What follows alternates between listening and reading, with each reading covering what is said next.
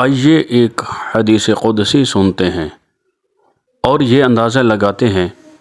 कि हम क्या थे, क्या कर रहे हैं और हमें क्या करना चाहिए।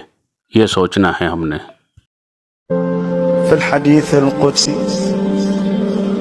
क़ाल अल्लाह सुब्हानहु व तआला या इब्न आदम जअलतुका फ़ी बत्न उम्मिक वग़शयत वजहक बग़शाअन लिअल्ला तन्फ़िर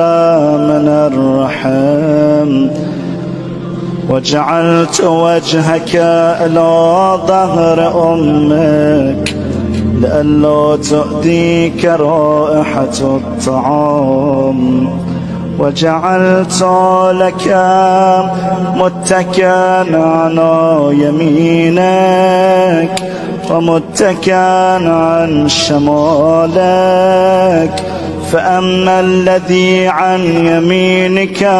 فالكبد وأما الذي عن شمالك فالطحال وعلمتك القيام والقعود في بطن أمك فهل يقدر على ذلك غيري فلما أن تمد مدتك وأوحيت إلى الملك بالأرحام أن يخرجك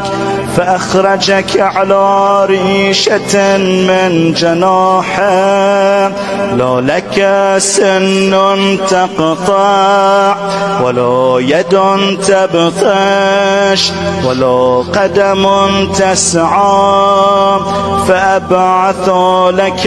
عرقين رقيقين في صدر أمك يجريان لبنا خالصا حارا في الشتاء وباردا في الصيف وألقيت محبتك في قلب أبويك فلا يشبعان حتى تشبع ولا يرقدان حتى ترقد فلما قوي ظهرك واشتد أزرك برزتني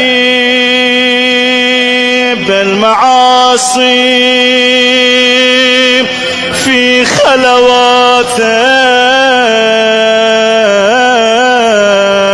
خلواتك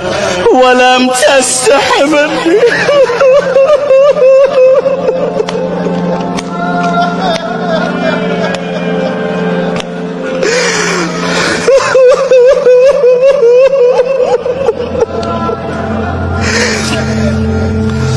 ومع هذا إن دعوتني أجبت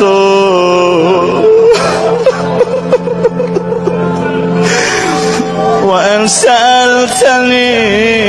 أعطيت وإن تبت إلي قبلتك